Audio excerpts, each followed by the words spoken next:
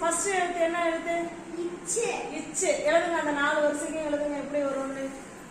C ஆ ஆ சா. Very good. எல்லாம் சத்தமா சொல்லுங்க. இச்சு ஆ சா.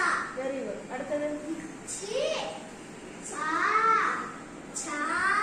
சூப்பர்.